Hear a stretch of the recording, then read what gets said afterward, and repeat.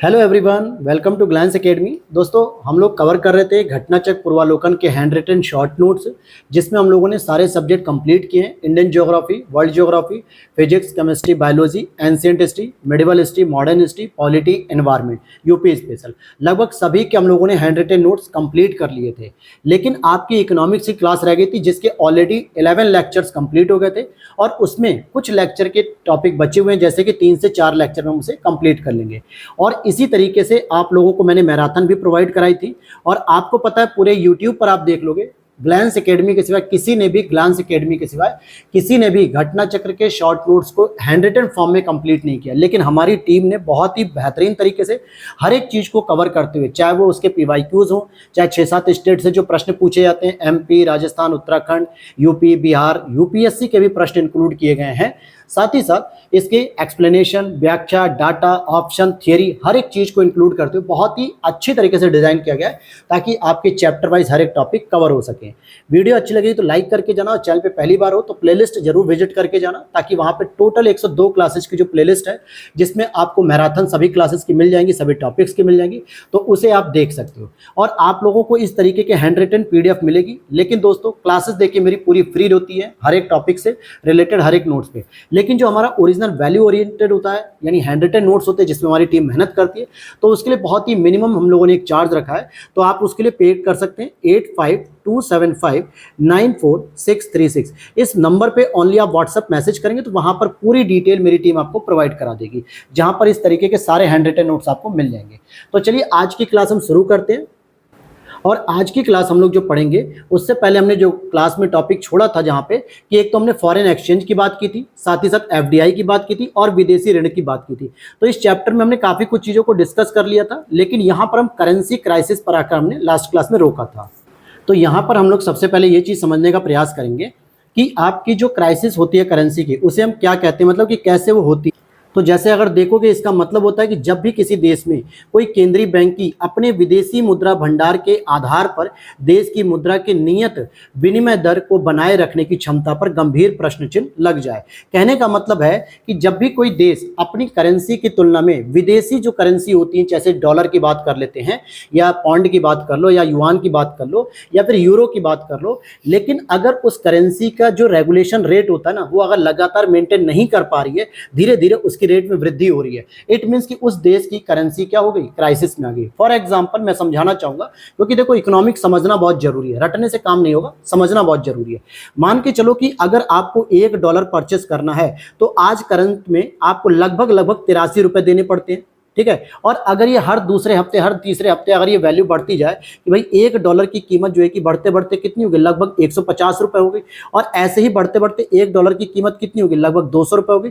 तो जब अगर 200 रुपए तक हम लगातार पहुंचते जा रहे हैं, आरबीआई कंट्रोल नहीं कर पा रही, बैंक कंट्रोल नहीं कर पा रहा है, इसका मतलब भारत की जो करेंसी है, भारत की, ध्यान देना, डॉलर की दिक्कत नहीं है, भारत की करेंसी का क्राइसिस हो रहा है। क्यों? क्योंकि वो डॉलर की कीमत को मेंटेन नहीं कर पा रहा है। भाई 80, 82, 81 यही चल रहा है, पिछले 2 साल से आप देख रहे होगे, 1 आध साल से तो यही चल रहा है। यानी मेंटेन रखी हुई है आरबीआई ने भी और भारत सरकार ने भी। पूरी कोशिश होती है कि हम इसे कम से कम ले जाएं, 50-60 रुपए तक लेके जाएं। भाषण में आप सुनते भी होंगे नेताओं जी के, वित्त मंत्री जी के भी, लेकिन हो नहीं पा रहा है। तो अगर ये क्राइसिस बढ़ता चला गया, तो इसी को हम कहते हैं करेंसी का क्राइसिस, अर्थात हमारे देश की जो मुद्रा है उस पर ही लोगों का भरोसा खत्म हो गया। तो इसी को कहा जाता है आपके करेंसी क्राइसिस। अब यहां पर इसका अर्थ और समझ लेते हैं आसान भाषाओं में, जैसे अपर्याप्त विदेशी मुद्रा भंडार का होना, जिससे भुगतान करने में असफल हो जाना। अब जैसे अगर मैं बात करूं, भारत के पास लगभग 1990-91 के दौर में केवल 15 दिन का हमारे पास भुगतान करने के लिए डॉलर बचा हुआ था, उससे ज्यादा हमारे पास डॉलर नहीं था। अब जिस प्रकार से आप अगर दुकान पे जाते हो, जिस दुकान वाले ने लिख रखा है भाई उधार नॉट अलाउड, जब उधार अलाउड नहीं होता तो वहां पे आपके पास पैसे नहीं होते, तो वहां पे आपको सामान नहीं मिलता है। ठीक वही कंडीशन भारत की भी आ गई थी कि 15 दिन के बाद हम अगले 16वें दिन के लिए सामान कहां से खरीदेंगे। कोई देश अगर मान लो हमें उधार नहीं देगा तो कैसे काम बनेगा।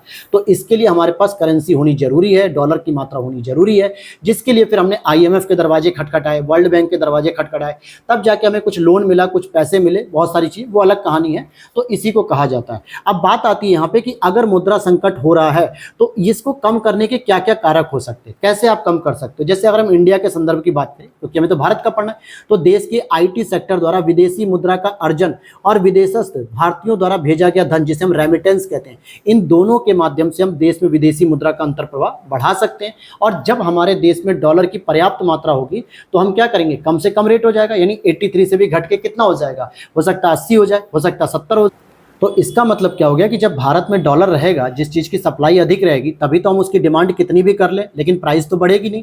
तो इसी के लिए हम क्या क्या तरीका अपना सकते हैं। एक तो जैसे आपको पता है कि हमारे भारत में लगभग 53% सर्विस सेक्टर का योगदान होता है जीडीपी में, और सबसे अधिक जो हम आईटी हब वगैरह होते हैं, आईटी सेक्टर होते हैं, इसमें हम सबसे ज़्यादा सर्विस देते हैं। और अगर हम किसी फॉरेन कंपनी से एग्रीमेंट करें, कोई सॉफ्टवेयर बनाए या कोई फॉरेन में जाके आईटी जॉब करें, तो जो भी हमें पैसा मिलेगा हम उसे जो है कि क्या करेंगे, भारत भेजेंगे। या फिर जैसे आप देखोगे रेमिटेंस के तौर पर, क्योंकि पूरी दुनिया में सबसे अधिक रेमिटेंस लगभग इस बार 111 अरब डॉलर के आसपास आया हुआ है। 111 अरब डॉलर, जो दुनिया में किसी को नहीं मिला आज तक। 100 अरब डॉलर क्रॉस ही नहीं किए। तो इतना अरब डॉलर केवल भारत में किसने भेजा, विदेशों में रहने वाले जो हमारे परिवार के लोग हैं। जैसे आप देखोगे दुबई में बहुत सारे लोग रहते हैं, यूएसए में बहुत सारे लोग रहते हैं, सिंगापुर में रहते हैं, इंडोनेशिया में रहते हैं, अमेरिका में रहते हैं, साउथ अमेरिका में रहते हैं, अफ्रीका में रहते हैं, यूरोप में रहते हैं। तो क्या वो लोग तो वहाँ की पैसे में तो काम करेंगे ना, वहाँ की करेंसी यूज करेंगे, लेकिन जब वो इंडिया में अपनी फैमिली को पैसा भेजते हैं तो डॉलर में कन्वर्ट करा के करते हैं।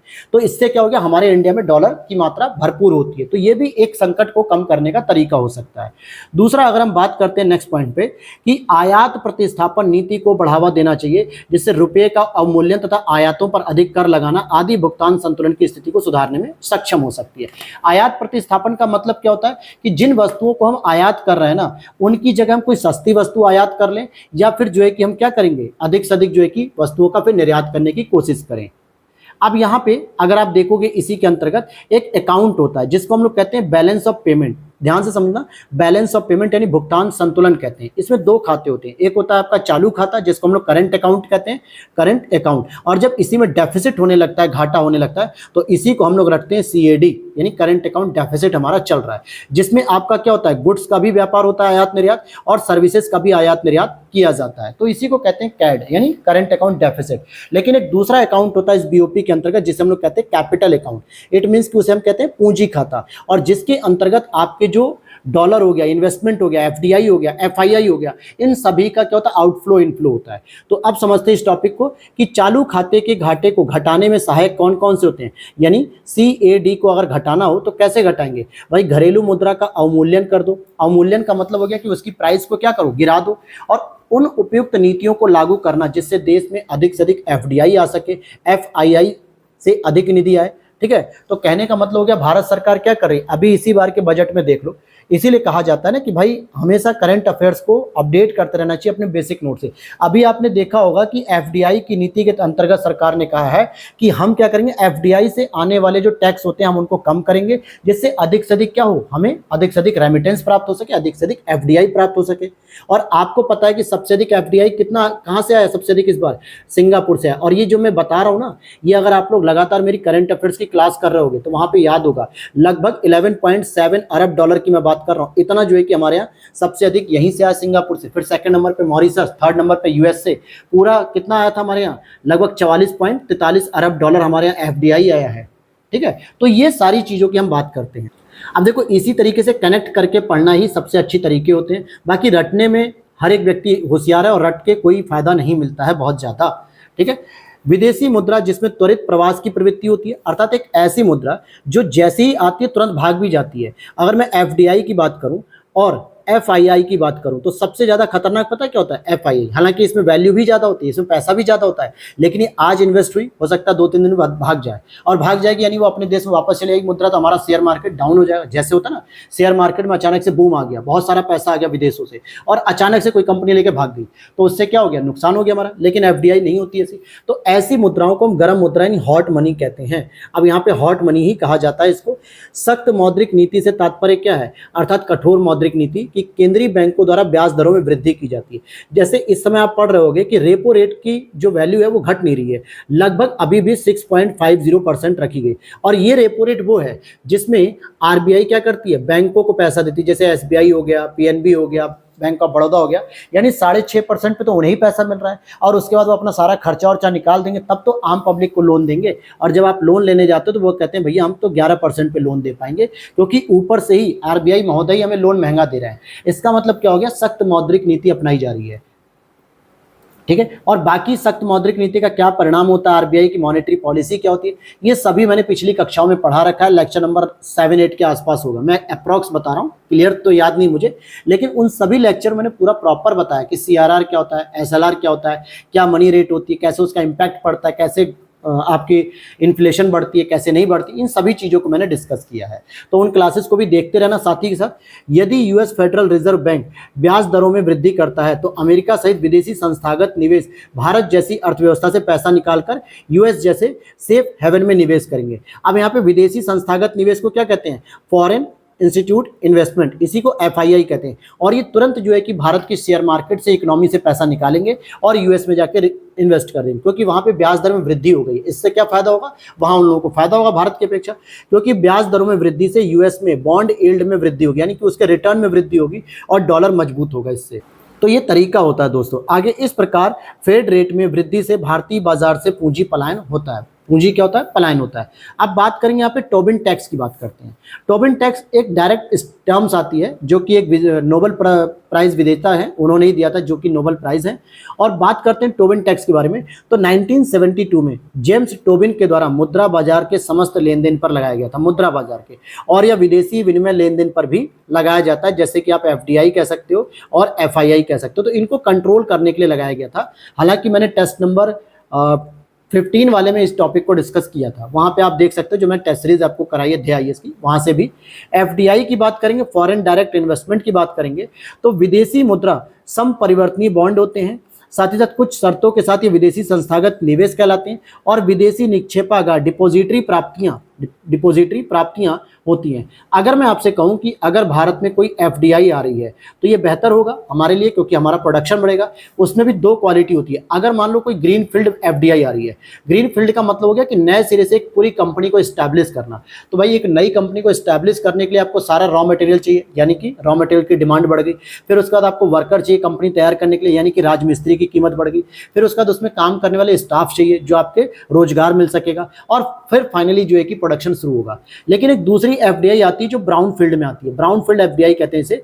इसका मतलब होता है कि पहले से ही कंपनी बनी बनाई है, उसमें पहले से एम्प्लॉय पहले से काम कर रहे हैं, बस आपको जाके पैसा इन्वेस्ट करना है और उसका प्रोडक्शन बढ़ा देना है। तो इसमें ज्यादा प्रॉफिट नहीं होता है। एफडीआई संस्थागत विदेशी निवेश यानी एफआईआई की तुलना में स्थायी प्रकृति की होती है। ये स्टेटमेंट पूछा जाता है मेरे भाई कि एफडीआई स्थायी प्रकृति का मतलब वो जल्दी नहीं जाती है। एक बार अगर कोई कंपनी इन्वेस्ट कर रही है तो भाई वो तुरंत थोड़े जाएगी, कम से कम साल, 2 साल, 5 साल, 10 साल रहेगी तभी तो जाएगी, तब उसको प्रॉफिट अगर रहेगा तो और रुकी रहेगी भारत में। इसका मतलब है कि एफडीआई आसानी से रुकी रहती है, तथा यह अपने साथ बेहतर प्रबंधन कुशलताएं यानी कि स्किल्स लेकर आती है, टेक्नोलॉजी लेकर आती है, और साथ ही साथ एफआईआई क्या करती है, केवल पूंजी लेकर आता है और पूंजी लेकर ही भाग जाता है। एफआईआई द्वितीयक बाजार में ही मुख्य रूप से चालित होता है। द्वितीयक बाजार जो कि शेयर मार्केट के अंतर्गत आता है, और शेयर मार्केट के ऊपर जो कंट्रोल होता है वो सेबी का होता है, security exchange board of India. FII व्यापक स्तर पे पूंजी उपलब्धता बढ़ाने में तो सहायक है कि आपके देश में पूंजी तो बहुत तेजी से बढ़ जाएगी, लेकिन जब भी इसका दिमाग खसकेगा लेके निकल लेगा, कहेगा बस हो गया मेरा काम, यहाँ से प्रॉफिट जितना करना था कर लिया, अब मैं चल दिया। इसके बाद एक और प्रश्न बहुत बार आता है, इवन कि यूपीएससी ने भी पूछा और यूपी पीसीएस भी पूछता है, जिसको इन शॉर्ट क्या कह दिया था, पी नोट कह दिया जाता है। पी नोट कह दिया जाता है, इसको कहा जाता है पार्टिसिपेटरी नोट यानी कि सहभागिता नोट, और इन शॉर्ट इसको क्या कहते हैं, पी नोट करके कहते हैं। क्योंकि सेबी के तहत पंजीकृत विदेशी पोर्टफोलियो निवेशकों के द्वारा उन विदेशी निवेशकों को जो स्वयं को सीधे पंजीकृत कराए बिना भारतीय स्टॉक बाजार का हिस्सा बनना चाहते हैं, उन्हें पी नोट जारी करते हैं। अब इसको समझने का प्रयास करो। मान लो कि अमेरिका में ए नाम का कोई व्यक्ति है, वो चाहता है कि भारतीय इन्वेस्ट कर दूं, मतलब मैं भारत में क्या करूं, सेबी में इन्वेस्ट करूं, शेयर मार्केट में इन्वेस्ट करूं, लेकिन वो सेबी के अंतर्गत जो डीमेट अकाउंट खुलाता है, जो आपका रजिस्ट्रेशन होता है, वो नहीं करवाना चाह रहा है। तो वो क्या करेगा, एक ऐसी संस्था को जारी करेगा, ऐसी संस्था को पकड़ेगा। मान लो उसने एक बी नाम की कोई संस्था पकड़ी जो फॉरेन इन्वेस्टमेंट इंस्टीट्यूट के अंतर्गत आती है, और वो हमारे भारत में रजिस्टर्ड है सेबी के अंतर्गत। अगर वो आपका मतलब शेयर मार्केट में पैसा इन्वेस्ट करती है, वो रजिस्टर्ड है, तो वो क्या करेगा, ए वाला जो व्यक्ति है वो उसको पैसा दे देगा एफआईआई को, और कहेगा भाई तुम ही मेरे बदले पैसा लगा दो और जो रिटर्न मिलेगा मुझे तुम दे देना। लेकिन इन दोनों के बीच में एक एग्रीमेंट होता है, उस एग्रीमेंट को हम पी नोट के नाम से भी जानते हैं, पार्टिसिपेटरी नोट के नाम से, कि भाई ठीक है मैं तुम्हें ये पार्टिसिपेटरी नोट दे रहा हूं कि तुम्हारा ये पैसा मैंने इतना लगा दिया भारत के स्टॉक मार्केट में 15 करोड़, और जब रिटर्न होगा तो मैं तुम्हें रिटर्न कर दूंगा। एक तरीके से एक एफिडेविट दे देना प्रूफ के तौर पे कि भाई तुम लेके भाग ना जाओ, ये चीज है बस, और कुछ नहीं है। तो इसी को पार्टिसिपेटरी नोट कहते हैं। बजट की बात कर लेते हैं तो देखो यहाँ पे बजट 2021-22 में वित्त मंत्री के द्वारा बीमा क्षेत्र में एफडीआई की सीमा को 49% से बढ़ाकर 74% कर दिया गया, और आज भी यही डाटा चल रहा है। एमएसएमई में विदेशी पूंजी निवेश सीमा को बढ़ाकर अब 100% कर दिया गया कि जितने भी एमएसएमई सेक्टर हैं, अगर उसमें कोई एफडीआई करना चाहता है कोई देश या कोई कंपनी, तो 100% तक आप इजीली कर सकते हो। अच्छा, एक और चेंज किया गया था, आपको पता होगा, याद होगा अगर आप लोग न्यूज से अपडेट रहे होगे, अगर आप पहले से तैयारी कर रहे हो तो, क्योंकि कोविड के दौरान चाइना ने एक गेम खेला। क्या खेला कि पहले तो दुनिया को उलझा दिया कोविड में कि लोग मर रहे हैं, पहले उनको बचाओ, और इसी दौरान उसने शेयर मार्केट में बड़ी हिस्सेदारी इन्वेस्ट कर दी थी एचडीएफसी बैंक में। जैसे इंडियन गवर्नमेंट को पता चला, सेबी को पता चला 2 दिन बाद 3 दिन बाद, तो उन्होंने जब उसके पूरे शेयर मार्केट को चेक किया तो पता चला चाइना की कोई कंपनी जो हमारे क्या करिए टेक ओवर करना चाह रही है एचडीएफसी जैसी कंपनी को। तुरंत अगले ही दिन कैबिनेट की मीटिंग बैठी, मोदी जी के नेतृत्व में मीटिंग बैठी और एक बड़ा डिसीजन लिया गया। वो बड़ा डिसीजन आपको पता होना चाहिए एफडीआई के बारे में। क्या डिसीजन लिया गया? इसमें सीधे सीधे आपको पता होना चाहिए कि एफडीआई 2 तरीके से आती है। एक होता है ऑटोमेटिक रूट, यानी कि जिसको हम लोग कहते हैं मुंबई का रूट होता है, जिसमें आप पहले इन्वेस्ट कर लो बाद में बताना। एक होता है गवर्नमेंट रूट, जिसमें आपको दिल्ली से पहले परमिशन लेती हो, दिल्ली सरकार से, तब जाके किसी कंपनी इन्वेस्ट कर सकती है। तो यहाँ पर चाइना ने क्या किया, ऑटोमेटिक रूट अपनाया और सारे के सारे शेयर मार्केट में जो है कि उसने अपना पैसा इन्वेस्ट करना शुरू कर दिया, और कोई परमिशन लेने की जरूरत नहीं पड़ी उसे। एचडीएफसी का उसने अपना कर लिया शेयर वगैरह, बहुत सारी जो है कि होल्डिंग जो है कि उसने परिवर्तित कर दी।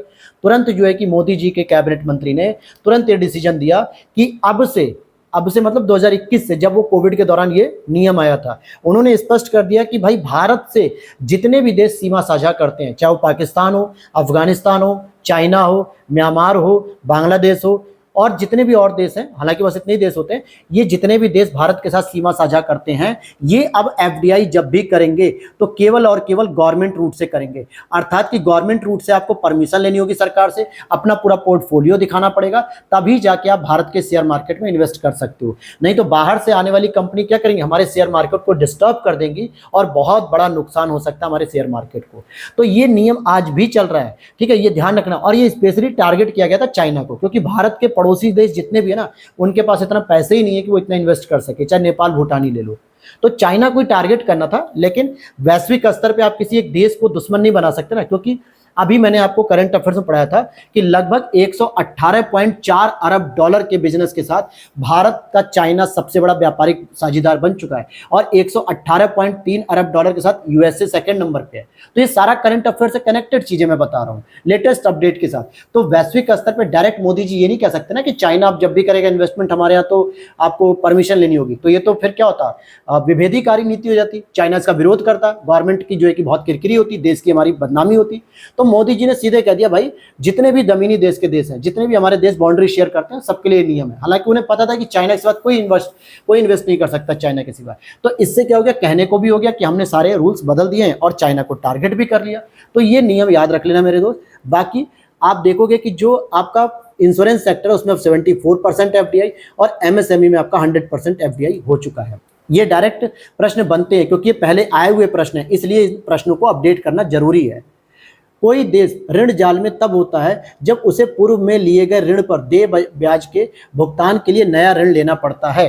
क्या कह रहा है कि कोई देश ऋण जाल में तब होता है जब उसे पूर्व में लिए गए ऋण पर देय ब्याज के लिए भुगतान देना पड़ता है। जैसे हमारा इंडिया भी ऋण जाल में ही फंसा हुआ है। हम जितना भी ऋण लेते हैं ना तो उसका जो ब्याज होता है, पहले हम ब्याज ही नहीं निपटा पा रहे हैं। ओरिजिनल जो मूलधन होता है वो तो भूल जाओ, मूलधन तो अभी देने की स्थिति में हम है ही नहीं। पहले तो यही बात हो जाए कि भाई कितना अभी तक हमारा ब्याज हो रहा है। तो अब इसी के आगे देखते हैं कि भारत का अधिकांश विदेशी ऋण सरकारी नहीं बल्कि गैर सरकारी सत्तों से आता है, एंटिटी से ऋणी होने के द्वारा हो रहा है। मार्च 2022 में भारत का कुल विदेशी ऋण 613.1 बिलियन डॉलर रहा। अब देखो ये तो हो गया 2022 का अपडेट। अगर अब देखो जो ये नोट्स बने थे दोस्तों, ये समीक्षा अधिकारी पेपर से पहले बन गए थे। हालांकि हम लोगों ने 2023 के एडिशन से बनाया था। मैं हमेशा से कहता रहा हूँ, मेरी टीम भी आप लोगों को बताती है कि, और इवन की जो लिस्ट दी जाती है आपको प्राइस लिस्ट, उसमें स्पष्ट लिखा हुआ है कि घटनाचक्र पूर्वालोकन 2023 के एडिशन से इसको बनाया गया है। तो यहाँ पर आपको अपडेट करना होगा। लेकिन एक चीज़ बस आपको जो समझने वाली चीज़ है, आप देखोगे सरकारी ऋण जो है वो 129 बिलियन डॉलर है और गैर सरकारी ऋण 484 बिलियन डॉलर। इससे क्या बात समझ में आ रही है कि क्या 2024 तक आते आते या 2023 के रिकॉर्ड पढ़ोगे तो क्या सरकारी ऋण ज़्यादा हो जाएगा? नहीं, सरकारी ऋण आपका कम है लेकिन गैर सरकारी ऋण आपका ज़्यादा है। तो ये याद रखने वाली चीज़ें होती हैं जो तरीका पढ़ने का होता है, ठीक है, जैसे कहते हैं ट्रेंड को एनालिसिस करना। नेक्स्ट अगर हम बात करेंगे कि भारत में विदेशी वाणिज्यिक उधारी, जिसको हम लोग कहते हैं एक्सटर्नल कमर्शियल बोरोइंग का विनिमय आरबीआई के द्वारा किया जाता है। किसका? एक्सटर्नल कमर्शियल बोरोइंग के अंतर्गत जो सरकार किसी देश से ऋण लेती है तो उसका रेगुलेशन आरबीआई करता है। अब यहाँ पे ग्रीन बॉन्ड की बात कर लेते हैं, बहुत चर्चा में रहता है। ये नियमित तौर पर जारी अन्य बॉन्डों की तरह ही होते हैं। इसे सिर्फ पर्यावरण अनुकूलन परियोजनाओं के वित्त पोषण के लिए निर्धारित किया था, जैसे अक्षय ऊर्जा हो गया, स्वच्छ ऊर्जा हो गया और सतत जल हो गया। अब जैसे मान लो सरकार ने ग्रीन बॉन्ड जारी कर दिया, मान लेते हैं कि सरकार ने 10,000 रुपए का ग्रीन बॉन्ड जारी किया और लगभग इसे जो है कि 10 लोगों ने खरीद लिया। 10 लोगों ने खरीद लिया, इसका मतलब सरकार के पास कितना रुपए आ गया? 1 लाख रुपए आ गया। लेकिन ये पैसा सरकार अपने पर्सनल यूज के लिए खर्च नहीं कर सकती, सरकारी वित्त के लिए। इसको खर्च ही किया जाएगा पर्यावरण से संबंधित योजनाओं में। अब चाहे वो स्वच्छ गंगा मिशन में खर्च कर दे या फिर जो है कि वो जो आपकी नवीकरणीय ऊर्जा के लिए जो कुसुम योजना लगाई जा रही है, जिसमें सोलर पैनल लगाए जा रहे हैं कि ताकि पंपिंग सेट को ऐड ऑन किया जा सके और इलेक्ट्रिसिटी का बिल कम किया जा सके। तो उसका कहने का मतलब हो गया कि जो पैसा लगेगा ग्रीन बॉन्ड के आया हुआ, जिस मद के लिए आया है उसी मद में लगेगा। एक दीर्घकालीन वित्तीय बाजार नवाचार है, एक दीर्घकालीन वित्तीय बाजार नवाचार है जो सर्वप्रथम 2007 में यूरोपीय निवेश बैंक और 2008 में वर्ल्ड बैंक द्वारा जारी किया गया था। मसाला बॉन्ड के द्वारा भारतीय संस्थान विदेशी बाजारों से विदेशी मुद्रा के बजाय रुपयों में पैसा जुटाते हैं। ये जो मसाला बॉन्ड है ना, ये विदेशों में जारी किया जाता है। हालांकि जब हम विदेशों में जारी करते तो हम इसके लिए डॉलर में रुपए कमा सकते थे, लेकिन भारतीय संस्थान क्या करते हैं? विदेशी बाजारों से विदेशी मुद्रा के बजाय क्या करते हैं? भारतीय करेंसी के अंतर्गत पैसा कलेक्ट करते हैं। क्या करते हैं? भारतीय करेंसी का पैसा कलेक्ट करते हैं। और ऑयल पूल खाते की समाप्ति प्रभावित हुई अप्रैल 2002 से, या यशवंत सिन्हा, हालांकि इसको छोड़ दीजिए, ये कोई इंपॉर्टेंट नहीं है। अब यहाँ पर एक और पॉइंट आपके सामने आ रहा है जिसे हम कहते हैं आयात आवरण। क्या कहते हैं? आयात आवरण। अब यहाँ पे इंपोर्ट कवर भी इसको कहा जाता है। इंपोर्ट कवर का मतलब क्या हो गया? उन महीनों की संख्या बताता है जितने महीनों के आयात का भुगतान देश के अंतर्राष्ट्रीय रिजर्व द्वारा किया जा सकता है। कहने का मतलब क्या हो गया? यही तो वो था जो बताया गया था कि भाई 15 दिन का ही बस हमारे पास पैसा था कि हम फॉरेन करेंसी या यूं कहें अंतर्राष्ट्रीय रिजर्व के द्वारा हम कर सकते थे। जैसे विदेशी मुद्रा भंडार के 4 महत्वपूर्ण घटक भी होते हैं। आपके पास गोल्ड हो सकता है, आपके पास एसडीआर हो सकता है, स्पेशल ड्राइंग राइट, जो कि आईएमएफ के अंतर्गत होता है। आईएमएफ में आरक्षित जो आपकी स्थिति होती है, रिजर्व पोजीशन इन आईएमएफ, तथा विदेशी मुद्राएं जो परिसंपत्तियां होती है, वो सारी चीजें इसमें आ जाती हैं। ये सभी इसमें इंक्लूड हो जाता है। अब देखते हैं यहाँ पर कि किसी मुद्रा का अंतर्राष्ट्रीय बाजार में मूल्य क्या हो सकता है। किसी मुद्रा का अंतर्राष्ट्रीय बाजार मूल्य क्या होगा? भाई संबंधित देश द्वारा प्रदत्त वस्तुओं से संबंधित होगा, जो भी देश आपको वस्तु प्रोवाइड कराएगा। साथ ही सेवाओं की कितनी मांग है इससे भी निर्धारित होता है, और संबंधित देश की सरकार की स्थिरता से भी निर्धारित होता है। अर्थात कि जिस भी देश में आप ये इन्वेस्ट कर रहे हो तो उसके हिसाब से तो पता चलेगा कि वैश्विक स्तर पे आपकी करेंसी की वैल्यू क्या है। तत्कालीन आरबीआई गवर्नर रघुराम राजन ने रुपए के विनिमय मूल्य को निर्धारित करने वाले कारक कौन कौन से बताए? पहला तो इन्होंने कहा कि भाई जो विनिमय मूल्य है ना, जो रुपए के बदले डॉलर खरीदा जाता है या 80-85 रुपए देकर हम डॉलर खरीदते हैं, उन सभी के आधार पर उच्च मुद्रास्फीति दर, उच्च राजकोषीय घाटा और ऊंची कच्चे तेल की कीमतें, ये सभी वो फैक्टर होते हैं जो क्या करते हैं? विनिमय मूल्य को निर्धारित करते हैं। अगर इनकी रेट कम होगी तो आराम से आप इजीली कम पैसे में भी डॉलर को खरीद पाओगे। अब जरा मुद्रा की बात करें तो मुद्रा में यहाँ पे 2 पॉइंट में आपको समझाऊंगा। जैसे अगर मैं कहूँ कि अवमूल्यन एक होता है और एक होता है मूल्यह्रास, इसको हम लोग कहते हैं डिवोल्यूशन, ठीक है, ये जानबूझ के किया जाता है। और एक मूल्यह्रास जो होता है वो डेप्रिसिएशन होता है, जिसका मतलब होता है घिसावट। सरकार के द्वारा ये जानबूझ के किया जाता है जरूरत पड़ने पे, जैसे भारत ने 3 बार किया, पिछली क्लासेस में मैंने बता रखा है। और बाजार शक्तियों के अधीन जब होता है तो उसे हम कहते हैं डेप्रिसिएशन, यानी कि अगर डिमांड है, सप्लाई है, इन पे आधारित होकर इसकी बात की जाती है। आप जैसे देखोगे कि ऐसी मुद्रा जो चलन में नहीं होती है तथा केवल लेखांकन उद्देश्यों के लिए प्रयोग की जाती है तो उसे कहते हैं एसडीआर, स्पेशल ड्राइंग राइट, जो कि किसके अंतर्गत होती है? आपके आईएमएफ के अंतर्गत होता है। इसका मतलब क्या होता है? जैसे मान लो कि हमारे पास कोई विदेशी मुद्रा नहीं है, ठीक है, और हमें क्या करना है? अमेरिका से कुछ पैसों का सामान खरीदना है। तो हमने अमेरिका से कुछ सामान खरीद लिया और अमेरिका के क्या किया कि भाई ऐसा है कि अभी तो हमारे पास पैसे नहीं, हम आईएमएफ को फोन कर देते हैं कि हमारे स्पेशल ड्राइंग राइट एसडीआर में जितना भी पैसा है शो कर रहा है, केवल पेपर पे शो करेगा, ये ये गोल्डन पेपर होता है, इसलिए इसको गोल्डन मनी भी कहा जाता है, गोल्ड कलर का। इसमें से क्या करते हैं हम अपना 5 लाख का डॉलर कम कर देंगे और अमेरिका के खाते में 5 लाख डॉलर ऐड कर दिया जाता है। बस ये व्यापार दोस्तों ऐसे ही चलता है, इसमें और कोई हार्ड करेंसी कोई नहीं दी जाती। कल को मान लो अमेरिका ने खरीद लिया 4 लाख का सामान, तो वो क्या करेगा, ऐसा है कि जो 5 लाख मेरे में आए थे अब वो इंडिया को रिटर्न कर दो 4 लाख रुपए, 1 लाख रुपए बस उधार रह जाएगा। तो ये ऐसे ही चलता है, जिसमें क्या होता है कोई मुद्रा का चलन नहीं है, केवल बस पेपरों पे चलता है, ऑडिटिंग होती रहती है। आगे देखते हैं 1999 में इलेक्ट्रॉनिक करेंसी के रूप में जारी यूरोपीय संघ की एकल मुद्रा यूरो जिसे कहते हैं 1 जनवरी 2002 से चलन में आई थी और इसे वर्तमान में यूरोपीय संघ के 27 में से 20 देशों ने अपना रखा है अभी तक। देश और मुद्रा की बात करेंगे, जैसे अगर आप भूटान की बात करोगे तो इसकी जो मुद्रा होती है न्यूगल्ट्रम होती है, मलेशिया की रिंगिट होती है, मालदीव की रूफिया होती है, बांग्लादेश की टका और सेशल्स की रुपया। तो सेशल्स की भी रुपया होती है, पाकिस्तान की भी रुपया होती है, नेपाल की रुपया होती है, रुपया नहीं होता रुपया, इराक का दिनार हो गया, लीरा का इटली, जो कि इटली की मुद्रा लीरा होती है, जो कि वर्तमान में अब क्या हो गई, यूरो हो गई, क्योंकि इसने भी अब यूरो को अपना लिया है। फिर इसी तरीके से यहाँ पे चीन की अगर मुद्रा देखोगे तो चीन की मुद्रा युआन या रेनमिनबी। आप ध्यान से समझना, एसडीआर में क्या होता है 5 प्रकार की मुद्राएं होती है 5 देशों की, जैसे उसमें आपको डॉलर मिल जाएगा, यूके का पौंड मिल जाएगा, जापान का येन मिल जाएगा। इस तरीके से वहां पे 5 मुद्राएं होती हैं और उन मुद्राओं में एक बार यूपीएससी ने क्या किया, रेनमिनबी करके पूछ लिया। क्या पूछ लिया मेरे दोस्त, रेनमिनबी करके कि ये मुद्रा शामिल है कि नहीं। बहुत सारे बच्चे, लगभग 50% से भी अधिक बच्चे गलत करके आ गए थे। क्यों करके आ गए थे, क्योंकि वो पढ़ रहे थे युआन मुद्रा, अब युआन वो ढूंढ रहे थे, ऑप्शन में थी नहीं, जबकि युआन की दूसरी भी एक नाम है इंटरनेशनल लेवल पे, उसको रेनमिनबी कहा जाता है। तो ध्यान से समझ लिए, थाईलैंड की बहत, तुर्की की टर्की लीरा, और देखो लीरा अभी आपकी इटली ने भी पढ़ी थी, इटली की भी, हालांकि अब तो उसने यूरो को अपना लिया है, लेकिन इसको टर्की लीरा कहा जा रहा है। वियतनाम की डोंग, ईरान की रियाल और जापान की येन। और भी कुछ देशों की करेंसी है, जैसे यूएई की बात करते हैं तो इसकी हो जाएगी दिरहम, दक्षिण कोरिया की वॉन, इंडोनेशिया का रुपया, मैक्सिको का पेसो और सऊदी अरब का रियाल हो गया। क्या हो गया, सऊदी अरब का रियाल।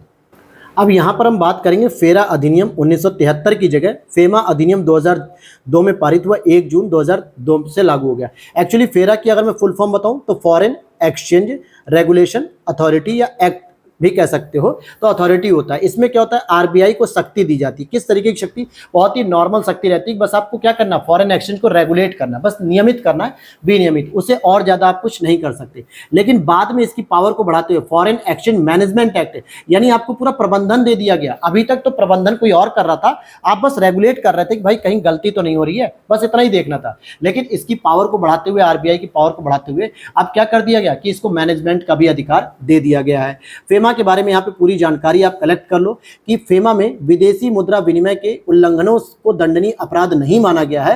हालांकि उल्लंघन पर केवल अर्थदंड ही दिया जाएगा, कोई सजा का प्रावधान नहीं दिया गया है।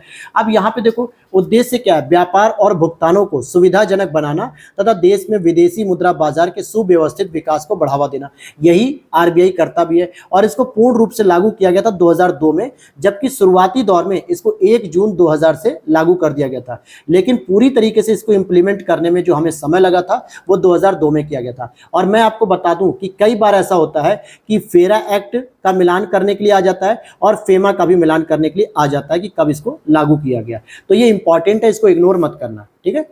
माल के आयात हेतु आयातक विदेशी विनिमय की प्राप्ति के लिए आरबीआई द्वारा अधिकृत विनिमय बैंकों के माध्यम से स्वीकृति प्राप्त कर सकते हैं। अब यहाँ पे प्रश्न क्या करा है, मान लेते हैं कि मैंने अमेरिका से कोई सामान को मंगाया, मैंने किसी प्रोडक्ट को मंगाया और अमेरिका से मान लो मेरा व्यापार चलता है, तो मैंने करोड़ों रुपए का, लाखों रुपए का कोई सामान मंगा लिया। अब मैं गया चेन्नई बंदरगाह पे, पोर्ट से लेने गया, वहां से खरीद अपने सामान को, तो वहां पे क्या है कि जो भी उसको मैं मनी जो ट्रांसफर करूंगा ना, जैसे मान लो करोड़ों का सामान खरीदा है तो मैं यूएस वाले को पैसा पहले पेमेंट करूंगा तभी तो मेरे को सामान भेजेगा ना। ऐसा तो है नहीं कि मैं पैसा पहले पेमेंट ना करूं और पहले वो सामान ही आ जाए, है तो उसको भी डाउट रहेगा। तो इस वजह से क्या होता है कि इसमें हमें आरबीआई के द्वारा जो रेगुलेटरी बैंक होते हैं, विनिमय बैंक होते हैं, उनके माध्यम से हमें स्वीकृति लेनी पड़ती है। अब यहाँ पे कुछ और एक्ट के बारे में बात करेंगे।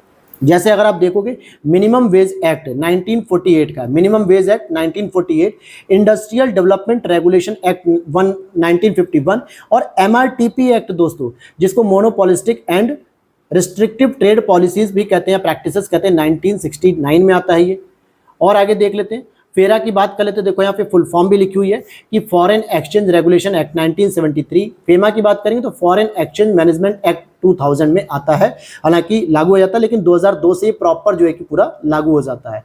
अब यहाँ पे हवाला समव्यवहार, हवाला क्या होता है, कई बार आपने मूवीज वगैरह में देखा हो ना, हवाला का पैसा। इसमें क्या होता है, हवाला का पैसा जो है कि नंबर 2 का पैसा होता है, ब्लैक मनी। कई बार तो ऐसा भी होता है गैंगस्टर लाइफ में, यानी कि जो उन लोगों की अलग ही एक दुनिया है। आपके पास एक 10 का नोट होगा, आप उसका आधा फटा हुआ नोट अगर ले आके किसी दूसरे देश में दिखाओगे हवाला पैसे के लिए, और वो अपने नोट से करेंसी को मिलान करेगा कि हाँ यार ये दोनों नोट सेम है, तो आपको पैसा तुरंत मिल जाएगा। सोचो वही आपका सबसे इंपॉर्टेंट कागज है, अगर वो खो गया ना तो ये मान के चलो कि आपके करोड़ों रुपए डूब जाएंगे। वो पैसा फिर दे नहीं सकते, चाहे कुछ भी हो जाए, नियम होता है।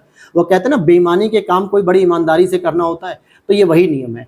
तो हवाला समव्यवहार उन भुगतानों से संबंधित है जो सरकारी माध्यम से गुजरे बिना विदेशी मुद्रा के बदले रुपए में और रुपए के बदले विदेशी मुद्रा में किए जाते हैं। यानी सरकार को पता भी नहीं लगता है कि भाई ये ट्रांजैक्शन गवर्नमेंट इंस्टीट्यूट से किए गए कि नहीं, गवर्नमेंट बैंक से किए गए कि नहीं, पता भी नहीं लगता है। और अर्थ शोधन निवारण अधिनियम 2002 1 जुलाई 2005 से लागू किया गया। इसी को हम लोग कहते हैं, क्या कहते हैं, PMLA एक्ट कहते हैं, प्रिवेंशन मनी लॉन्ड्रिंग एक्ट। और ये जो आया था आपका 2002 में आया था। इसी एक्ट के माध्यम से ईडी को सबसे अधिक पावर मिलती है, एनफोर्समेंट डायरेक्टरेट को। क्या कहते हैं उसको, इन्फोर्समेंट डायरेक्टरेट को, और इसके ही माध्यम से सबसे अधिक उसको पावर मिलती है। अर्थशास्त्री हार्ट्रे ने व्यापार चक्र का विशुद्ध मौद्रिक सिद्धांत दिया, ये इतना इंपॉर्टेंट नहीं है। अब आ जाते हैं हम अपने इंपॉर्टेंट टॉपिक पे, जो हमारा अंतर्राष्ट्रीय संस्थान है। मैं इतना कहूंगा कि अंतर्राष्ट्रीय संस्थान जो मैं यहाँ पे पढ़ा रहा हूँ ना, बस उसको ही पढ़ लोगे तो बाकी और कुछ नहीं पूछेगा आपसे। उसका हेडक्वार्टर पूछेगा, वो भी यहाँ पढ़ेंगे। स्थापना वर्ष पूछेगा, वो भी यहाँ पढ़ेंगे। कौन कौन से देश सम्मिलित है, वो भी यहाँ पढ़ेंगे। और कौन कौन से क्षेत्रों में वो काम करते हैं, वो भी यहाँ पे पढ़ेंगे। इससे बाहर वर्ल्ड बैंक के अंतर्गत, या यूँ कहें कि जो इंटरनेशनल ऑर्गेनाइजेशन होते हैं बैंकिंग संस्थान से संबंधित, और इससे ज़्यादा कुछ भी नहीं पूछा जाएगा। तो यहाँ पर हम लोग सबसे पहले जो संस्था को कवर करेंगे वो है आपका AIIB, एशियाई आधारिक संरचना निवेश बैंक। तो यहाँ पे हिंदी में अगर नाम याद नहीं हो रहा तो AIIB के नाम से आता है, एशियन इंफ्रास्ट्रक्चर इन्वेस्टमेंट बैंक। सबसे पहली बात कि इसका मुख्यालय कहाँ पे हुआ दोस्तों, तो बीजिंग में हुआ। सदस्य की बात करेंगे तो अब 92 नहीं होगा, लगभग 100 से प्लस होगा, यानी 106 सदस्य लगभग हो चुके हैं। ये करंट अपडेट मैंने कर दिया आपको। और जनवरी 2016 में इसको 57 संस्थापक सदस्यों ने मिलकर क्या किया, परिचालित किया, ऑपरेट किया। और सबसे बड़ा इसका जो शेयर धारक है वो चाइना है, और दूसरे नंबर पर आपका इंडिया है। तो ये जो स्थापना की गई थी उसमें, अच्छा मैं बता दूं, संस्थापक सदस्य के देश के रूप में इंडिया भी था, चाइना भी था। लगभग 57 देश इसमें शामिल थे, और जिनका मुख्य उद्देश्य था कि एशिया के अंतर्गत हम इंफ्रास्ट्रक्चर इन्वेस्टमेंट करेंगे। और वर्तमान में 106 से देश अधिक हो गए, तो इसका मतलब क्या हो गया, एशिया के बाहर के भी देश इसमें शामिल है। मैंने टेस्ट पेपर में कराया भी था ये क्वेश्चन कि क्या इसमें एशिया के ही देश शामिल होते हैं, एशिया से बाहर के भी, तो दूसरे देशों के भी, तभी तो हम 106 क्रॉस करेंगे, क्योंकि एशिया में तो इतनी संख्या है नहीं। अब बात करेंगे मार्च 1995 के मध्य कोपेनहेगन डेनमार्क में सामाजिक विकास पर प्रथम विश्व शिखर सम्मेलन आयोजित किया था। खैर इसकी जरूरत नहीं है।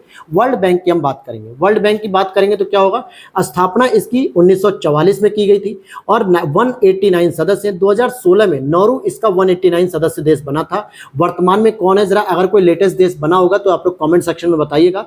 अच्छा, नॉर्वे की बात मैं करूं तो मैंने कई बार टेस्ट पेपर में बताया भी है कि ओशिनियाई देश के अंतर्गत आता है, ये ओशिनियाई द्वीपों के अंतर्गत, और जो कि सबसे छोटा माना जाता है ये देश, और स्मॉलेस्ट मतलब माना जाता है। और अगर मैं बात करूं सबसे बड़े की बात करूं तो वो हो जाएगा आपका ऑस्ट्रेलिया, जो सबसे बड़ा माना जाता है। आगे बात करते हैं 1960 में स्थापित उधार एजेंसी अंतर्राष्ट्रीय विकास संघ, इंटरनेशनल डेवलपमेंट एसोसिएशन, अंतर्राष्ट्रीय पुनर्निर्माण और विकास बैंक, वर्ल्ड बैंक द्वारा प्रकाशित यानी प्रशासित की जाती है। वर्ल्ड बैंक के द्वारा ये प्रशासित की जाती है। ये रिपोर्ट जो आती है, इसे विश्व बैंक की रियायती ऋण देने वाली खिड़की अर्थात उदार ऋण खिड़की, सॉफ्ट लोन विंडो भी कहते हैं। अब फिर से समझ लो इसको, क्या मैंने कहा कि इंटरनेशनल डेवलपमेंट एजेंसी अर्थात की IDA, ये क्या होती है, एक ऐसी एजेंसी होती है जो इंटरनेशनल डेवलपमेंट एसोसिएशन कह दो या एजेंसी कह दो। इसके द्वारा क्या होता है, वर्ल्ड बैंक के द्वारा इसमें जो ऋण दिया जाता है ना, बहुत ही कम प्राइस पे दिया जाता है, मतलब कि बहुत ही कम ब्याज पे दिया जाता है। सामान्यतः बहुत पिछड़े हुए देशों को दिया जाता है। एक और आपको देखने को मिलेगा सार्वभौम अवसंरचना सुविधा केंद्र, यानी ग्लोबल इंफ्रास्ट्रक्चर फैसिलिटी। ये वर्ल्ड बैंक के द्वारा एस्टैब्लिश किया गया। यह सरकारी और निजी भागीदारों तथा व्यवहारता की सामर्थ्य वाली परियोजनाओं में भी केंद्रित होती है, यानी कि वहीं पर ये मुख्य रूप से पैसा इन्वेस्ट करती है।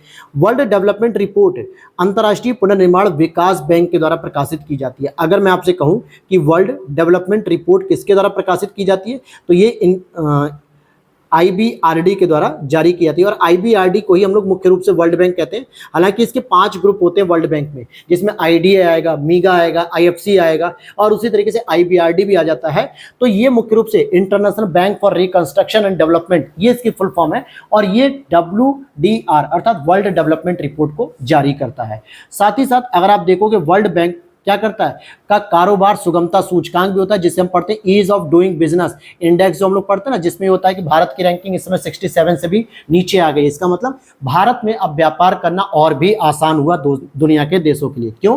क्योंकि जब भारत में आओगे तो लैंड एक्विजिशन का मामला, एनवायरमेंट की पॉल्यूशन के मामले, बहुत सारे प्रोविजन होते हैं, बहुत सारी जो है कि आपको परमिशन लेनी पड़ती है गवर्नमेंट से, तो इसमें बहुत टाइम लग जाता है, जिसकी वजह से क्या होता है कि भारत में लेट बिजनेस शुरू होता है। फिर कंपनियां इंटरेस्टेड नहीं होती, कहती है यार इतना तो हमारा पैसा समय दोनों बेकार हो गया, इतने में हम कुछ प्रॉफिट कमा लेते हैं। तो जितना कम रैंक रहेगा ना उतना ही बेस्ट होता है। नंबर 1 पे कौन है? सिंगापुर। 24 घंटे के अंदर दोस्तों सारी परमिशन क्लियरेंस हो गई और 24 घंटे के बाद 25वें घंटे पे उस प्रॉपर एक जमीन पे कंपनी वाला पहला पिलर गाड़ सकता है, मतलब पहली जो है कि नींव रख सकता है अगर कोई कंपनी नहीं बना रहा है तो। यानी इतनी फास्ट अप्रूवल वहां पे होती है। तो रैंक 1 पे है इंडिया, हमारा 67 तक पहुंचा है। हालांकि इसकी रैंकिंग तो 130 के पार थी, यानी बहुत ही खराब स्थिति थी भारत की। तो अब बात करेंगे इसमें क्या होता है, करों का भुगतान करना, संपत्ति का पंजीकरण कराना, निर्माण परमिट संबंधी कार्य, ये है ना निर्माण संबंधी परमिट जो कार्य होते हैं। फिर यहाँ पे वर्ल्ड इकोनॉमिक प्रोस्पेक्ट्स, यानी कि यहाँ पे देखो विश्व आर्थिक संभावना की बात करेंगे तो ये रिपोर्ट आपकी वर्ल्ड बैंक के द्वारा जारी की जाती है, वर्ल्ड इकोनॉमिक प्रोस्पेक्ट। और एक रिपोर्ट और होती है दोस्तों, world economic outlook. Comment section में बताना कि ये किसके द्वारा जारी किया थी, उसमें कितना अंतर है। यहाँ पे वर्ल्ड इकोनॉमिक प्रोस्पेक्ट लिखा हुआ है, वहां होता है वर्ल्ड इकोनॉमिक आउटलुक, केवल एक शब्द बदल जाता है, आउटलुक और प्रोस्पेक्ट, बस, और सारी चीजें सेम रहती हैं। तो इसमें जो चेंज होता है ये भी चीजें आपको देखना है। तो यहां पर आपको बताना है कमेंट सेक्शन में कि वर्ल्ड इकोनॉमिक आउटलुक की रिपोर्ट कौन जारी करता है। हालांकि मैंने बता दिया आपको कि विश्व आर्थिक संभावना, ग्लोबल इकोनॉमिक जो प्रोस्पेक्ट्स होते हैं, इसकी रिपोर्ट वर्ल्ड बैंक जारी करता है और एक साल में 2 बार ये जारी की जाती है। ये भी बहुत सारे बच्चे कंफ्यूज हो जाते हैं कि सर ये कौन सी वाली आ गई, तो ये एक साल में 2 बार जारी की जाती है। दूसरी अगर हम बात करते हैं तो यहाँ पे एक अगला टॉपिक आप देखोगे कि क्रय शक्ति क्षमता, यानी कि परचेसिंग पावर पैरिटी के आधार पर 2021 में भारत चीन और यूएसए के बाद विश्व की तीसरी सबसे बड़ी अर्थव्यवस्था बन चुका है। और हालांकि ये आज भी तीसरी सबसे बड़ी अर्थव्यवस्था बना हुआ है भारत, किसमें? Purchasing power parity. कहने का मतलब हो गया कि इन दुनिया के देशों में हर लोग जो नागरिक है उस देश के, वो कितनी जो है कि क्षमता रखते हैं किसी भी वस्तु को खरीदने की। मैं ये नहीं कह रहा कि अमेरिका का व्यक्ति 4 व्हीलर घूम रहा है जो है कि मर्सिडीज लेके, तो इंडिया का भी व्यक्ति भी घूम लेगा, लेकिन उसकी जितनी इनकम है उसके तहत वो खरीद पा रहा है। भारत में जितनी इनकम है उसके तहत खरीद पा रहा है कि नहीं। तो परचेसिंग पावर पैरिटी भी अलग अलग देशों की अलग अलग हो जाती है। जीडीपी के आधार पे भारतीय अर्थव्यवस्था विश्व की 5वीं सबसे बड़ी अर्थव्यवस्था है, जिसमें यूएसए, चीन, जापान, जर्मनी के बाद इंडिया आता है। तो देखो जीडीपी के आधार पे देखोगे तो 5वें नंबर पे आती है, और परचेसिंग पावर पैरिटी के आधार पे देखोगे तो 3रे नंबर पे आती है। फिर बात करेंगे अमेरिका आधारित थिंक टैंक जनसंख्या समीक्षा रिपोर्ट 2020 में, जो इन्होंने दी कि 2021 में इतनी जीडीपी, भारत ने ब्रिटेन, फ्रांस जैसे देशों को पीछे छोड़ दिया और भारत दुनिया की 5वीं सबसे बड़ी अर्थव्यवस्था बन गई। तो बी और सी वाले पॉइंट अच्छे हैं, इनको याद रख लेना, बाकी ये इंपॉर्टेंट नहीं था। फिर देखते हैं वर्ल्ड बैंक ने भारत को विशिष्ट आर्थिक सहायता उपलब्ध कराने के लिए 1958 में ही भारत सहायता क्लब, यानी कि वर्तमान में भारत विकास मंच के नाम से जाना जाता है। विश्व बैंक भारतीय राज्यों को अवस्थापना सुधार, जिसको हम लोग परिवहन, संचार, सिंचाई, जलापूर्ति, विद्युत शक्ति, सड़क निर्माण आदि के लिए दीर्घ आवधिक वित्तीय सहायता उपलब्ध कराता है। आपने कई बार सुना होगा कि वर्ल्ड बैंक के द्वारा हमें इस इंफ्रास्ट्रक्चर को डेवलप करने के लिए लोन मिला है, ऋण मिला है। तो वो किस लिए मिलता है? वो इन्हीं सब कामों के लिए वर्ल्ड बैंक देता है। फिर यहां पर देखते हैं वर्ल्ड बैंक के सहयोग से ICAR यानी Indian council of agriculture research द्वारा संचालित राष्ट्रीय कृषि अभिनव परियोजना का शुभारंभ 26 जुलाई 2006 में किया गया था, और इसके 4 घटक थे। कौन कौन से थे? उभरती हुई कृषि नवोन्मेष व्यवस्था में एक उत्प्रेरक के रूप में ICAR की भूमिका सुदृढ़ करना, उपभोक्ता प्रणाली के लिए कृषि उत्पादन पर शोध करना, सतत ग्रामीण आजीविका सुरक्षा पर शोध करना, और कृषि विज्ञान में बुनियादी एवं सामरिक शोध करना। तो अर्थात कहने का मतलब क्या हो गया? वर्ल्ड बैंक ने ICAR द्वारा जो संचालित योजना है उसमें जो है कि 26 जुलाई 2006 में इसके 4 घटक थे और इसमें वर्ल्ड बैंक ने पैसा इन्वेस्ट किया था। अब यहाँ पे बात करेंगे ग्रीन इंडेक्स। अभी मैंने आपको बताया था ग्रीन बॉन्ड, उसका क्या मतलब था कि ग्रीन बॉन्ड से जो भी पैसा कलेक्ट होगा ना, वो किसके खाते में जाएगा? वो केवल पर्यावरण पे आधारित परियोजनाओं के खाते में जाएगा और कहीं नहीं जाएगा।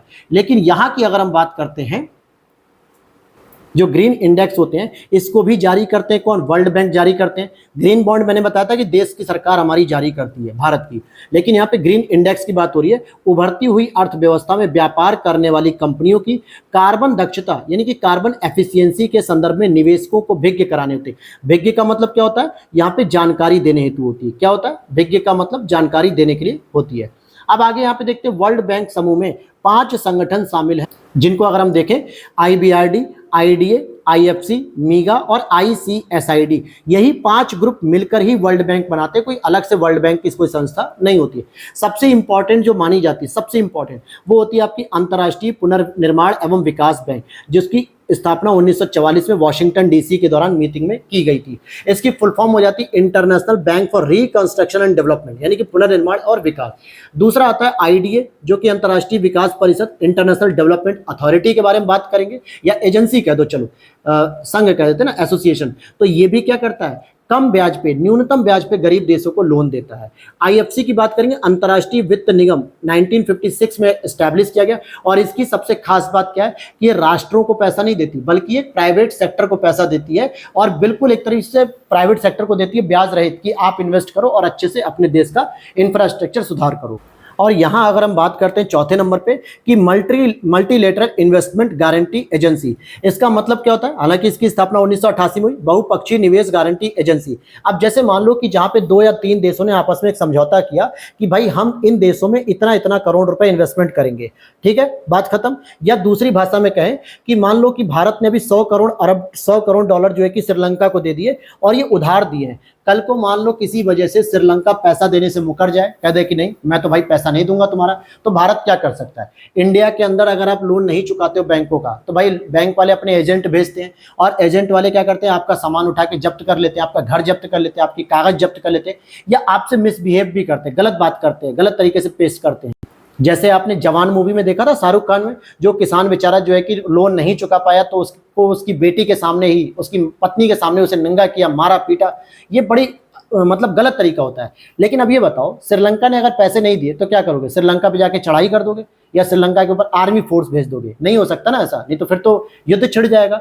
लेकिन इसी सब के लिए मल्टी इन्वेस्टमेंट गारंटी एजेंसी होती है, जो 2 देशों के बीच में जो भी एग्रीमेंट किए गए हैं पैसे को लेकर, उधार देने को या इन्वेस्टमेंट को लेकर, इनकी गारंटी लेती है कि अगर ये देश रिटर्न नहीं करेगा तो मैं इसके ऊपर वैश्विक स्तर पर प्रतिबंध लगाऊंगा, और वैश्विक स्तर पर जो है कि मैं इसकी सारी जिम्मेदारी सुनिश्चित कराऊंगा। तो कहने का मतलब हो गया, भारत का अगर पैसा श्रीलंका नहीं भी देगा तो भारत मीगा के पास एक कंप्लेन कर देगा, और मीगा फिर श्रीलंका को पूरे वैश्विक स्तर पर प्रतिबंधित कर देगा किसी भी सामान के लिए। और इससे क्या होगा? वो बेचारे खाने के लिए मरने लगेंगे, तो इसलिए पैसा तो उन्हें रिटर्न करना पड़ेगा। तो ये काम इसी का होता है। दूसरा है लास्ट ICSID, जो कि निवेश संबंधी विवादों और निपटारे में एक अंतर्राष्ट्रीय केंद्र के रूप में काम करता है, और कुछ नहीं है। अब बात करेंगे आगे, अगर हम देखें यहाँ पे, औपचारिक रूप से विश्व बैंक की स्थापना 1944 में हुई थी, परंतु इसकी सदस्यता दिसंबर 1945 से प्रभावी हुई थी, दिसंबर 1945 से, और इसका मुख्यालय आपके वॉशिंगटन DC में देखने को मिलता है।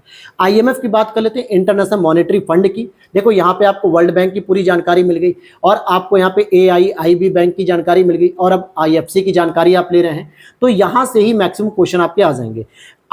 IMF की बात करेंगे, इंटरनेशनल मॉनेटरी फंड की स्थापना विश्व बैंक के साथ ब्रेटन वुड्स समझौते के तहत 1944 में की गई थी। अब यहाँ पर अगर आप देखोगे मेरे भाई, जो ब्रेटन वुड्स सम्मेलन चल रहा था ना, तो वहाँ पे एक तो स्थापना होती है IMF की, दूसरी स्थापना होती है वर्ल्ड बैंक की, तीसरी स्थापना होती है गेट की। हालांकि गेट की स्थापना उस समय ना होके 1946 में होती है। 1946 में यही जो गेट आगे चल के 1995 में क्या बन जाता है? WTO बन जाता है, वर्ल्ड ट्रेड ऑर्गेनाइजेशन। तो ये 3 महत्वपूर्ण संस्थाओं की स्थापना की गई थी द्वितीय विश्व युद्ध के बाद। तो यहां पर आपने देखा कि IMF की स्थापना कब हुई? ब्रेटन वुड्स समझौते में वर्ल्ड बैंक के साथ 1944 में इसकी भी। यह केवल सदस्य देशों को ही ऋण देता है। भारत IMF का सदस्य था, इसलिए उसको ऋण मिल पाया, नहीं तो ऋण भी नहीं मिलता। तो इसका सदस्य होना जरूरी होता है। साथ ही साथ ये जो प्रभावी होता है 27 दिसंबर 1945 से प्रभावी हो गया था, और इसकी मुख्य जिम्मेदारी सदस्य देशों को भुगतान संतुलन संबंधी समस्याओं से निपटने के लिए ऋण प्रदान करना होता है। और भुगतान संतुलन का मतलब होता है BOP, बैलेंस ऑफ पेमेंट। जब भी आप किसी देश से कोई सामान खरीद रहे हो तो उसको भुगतान करने के लिए आपके पास पैसे हैं या नहीं है। अगर नहीं है तो IMF को कॉन्टेक्ट करो, वो आपको पैसे देगी, तब जाके आप अपना भुगतान कर पाएंगे। और इसके अगर हम आगे बात करें कि यह विकास बैंकों की तरह विशिष्ट विकास परियोजनाओं हेतु ऋण प्रदान नहीं करता, जबकि वर्ल्ड बैंक क्या करती है, किसी स्पेशल जो है कि कोई अगर डेवलपमेंट परियोजनाएं चल रही तो उसको जो है कि भुगतान करती है, यानी कि उसको वित्तीय सहायता देती है। लेकिन आईएमएफ देश को देता है, वो भी तब जब आपका बीओपी खतरे में आ गया हो। और इसके वर्तमान में 190 सदस्य देश होगा और 190 अंडोरा बना हुआ है। ये अंडोरा कहाँ पे, फ्रांस और स्पेन के बीच में स्थित है, पिरनिस पर्वत पे। अब बात करेंगे 31 मार्च 2023 तक में आईएमएफ में भारत का जो विशेष आरण अधिकार था एसडीआर 2.75 और वोटिंग राइट 2.63 था। स्वर्ण ट्रेंज यानी कि रिजर्व ट्रांस की बात करें, आईएमएफ के द्वारा इसके सदस्यों को प्राप्त जो प्रदत्त एक साख प्रणाली होती है।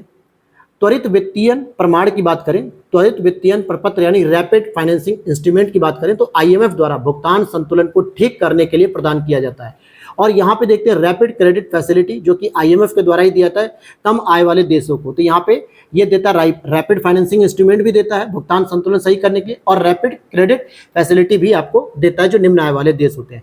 पेपर गोल्ड की बात करेंगे, जिसको मैंने बताया था गोल्ड कलर का पेपर होता है, इसलिए इसको एसडीआर की गोल्ड पत्र भी कहते हैं, पेपर गोल्ड। यानी आईएमएफ के विशेष आरण का अधिकार, स्पेशल ड्रॉइंग राइट जिसे हम कहते हैं, जिसमें 5 करेंसी आती हैं सामान्यतः। आईएमएफ में एसडीआर बास्केट में 5 मुद्राएं होती हैं, कौन कौन सी, अमेरिकी डॉलर, यूरो, येन, पाउंड स्टर्लिंग और रेनमिनबी। तो यहां पर देखो कि रेनमिनबी किसकी हो जाएगी, चाइना की हो जाएगी, और यही प्रश्न पूछा गया था। अच्छा, आईएमएफ कुछ रिपोर्ट्स भी जारी करती है, जैसे वर्ल्ड इकोनॉमिक आउटलुक। मैंने अभी पूछा था ना ऊपर, मैं जानबूझ के नहीं बता रहा था क्योंकि मुझे लगा कि तब तक आप लोग अगर जानते होगे तो कमेंट जरूर कर दोगे। अब पता नहीं आप लोगों ने उस समय कमेंट किया कि नहीं। क्या मैंने बताया था अभी कि world economic prospects world bank के द्वारा जारी की जाती है, यहाँ वर्ल्ड इकोनॉमिक आउटलुक आईएमएफ के द्वारा जारी की जाती है। ग्लोबल फाइनेंशियल स्टेबिलिटी रिपोर्ट, वित्तीय स्थिरता जो होती है वैश्विक स्तर पे, इसकी भी रिपोर्ट जारी करता है। और ये दोनों रिपोर्ट बहुत ही इंपॉर्टेंट होती है, कई बार एग्जाम में मिलान करने को आता है, और एग्जामिनर क्या करता है आपको कंफ्यूज करने के लिए वर्ल्ड इकोनॉमिक आउटलुक भी लिख देगा, वर्ल्ड इकोनॉमिक प्रोस्पेक्ट्स भी लिख देगा। अब बताते रहो जो है कि कौन से किसके द्वारा जारी की जाती है, बस एक शब्द से परिवर्तन कर देता है। हालांकि ग्लोबल फाइनेंशियल स्टेबिलिटी रिपोर्ट भी बहुत इंपॉर्टेंट रहती है। बात करते हैं जुलाई 2022 से गीता गोपीनाथ आईएमएफ की पहली उप प्रबंधक रह चुकी हैं। गीता गोपीनाथ, हालांकि अब ये जो है कि रिटायर कर दी गई है, ठीक है, भारत की तरफ से। अब कोई नया आ गया है और उसका नाम आप लोग कमेंट बता देना, मुझे फिलहाल तो अभी याद नहीं है। अब हम लोग अगली क्लास में अपनी कंप्लीट करेंगे आपके वर्ल्ड ट्रेड ऑर्गेनाइजेशन, तो वहां से शुरू करेंगे और लगभग जो है कि 2 या 3, चलो 3 क्लास मान लेते हैं, 2 क्लास में तो नहीं हो पाएगा, लेकिन 3 क्लास, आज की क्लास को छोड़ के 3 क्लास में पूरी इकोनॉमी आपकी करंट मतलब इकोनॉमी के शॉर्ट नोट्स कंप्लीट हो जाएंगे। तो वीडियो अच्छी लगी हो, यहाँ तक बहुत सारी चीजें सीखने को मिली हो तो लाइक कर देना दोस्तों। और अगर इसकी पीडीएफ को आप परचेस करना चाहते हो तो 8527594636 यही पीडीएफ आप लोगों को मिलेगी, टेंशन मत लेना। बहुत सारे बच्चे पूछते हैं सर पीडीएफ अलग तो नहीं होगी, बिल्कुल यही पीडीएफ होगी जो आप पढ़ रहे हैं इस समय, क्लासेस को देख रहे हैं, और ये पेड पीडीएफ होती है, हालांकि बहुत जेन्युइन प्राइस में आप लोगों को मिल जाती है। 94 पेजेस में टोटल है, लगभग हम लोग 74 कंप्लीट कर चुके हैं, 20 पेज के और कंटेंट बचा हुआ है। तो मिलते हैं नेक्स्ट वीडियो में। Thanks for watching. जय हिंद, जय भारत।